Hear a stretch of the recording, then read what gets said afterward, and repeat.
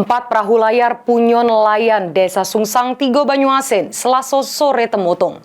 Kejadian ini diduga akibat adanya percikan api dari mesin perahu salah sikok nelayan hingga merambat ke perahu nelayan yang lainnya.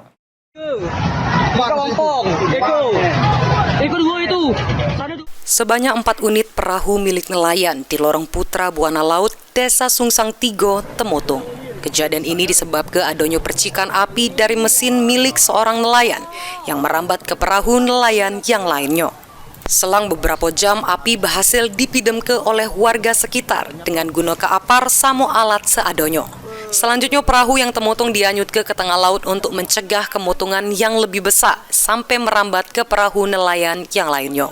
Jadi kemarin pada pukul 17.15 telah terjadi kebakaran kapal kepompong sebanyak 4 unit di perairan Desa Sungsang Tiga. Untuk kapal sudah berhasil dipadamkan.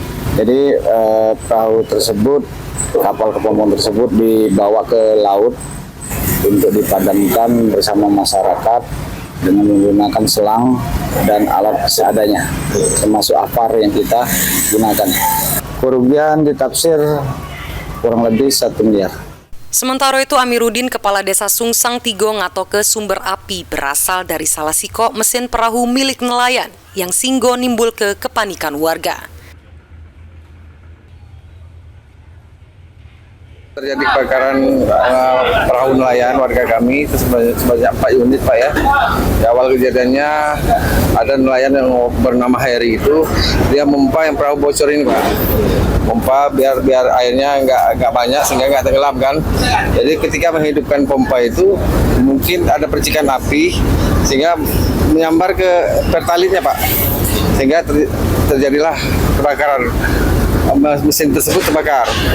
Nah, beliau sempat dalam keadaan panik sempat membuang mesin itu.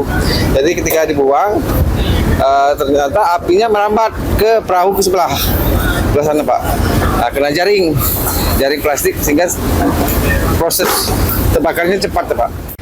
Dengan kejadian kemotongan 4 perahu nelayan, para pemilik perahu alami kerugian mencapai 1 miliar rupiah. Ridho Ilahi, PAL TV.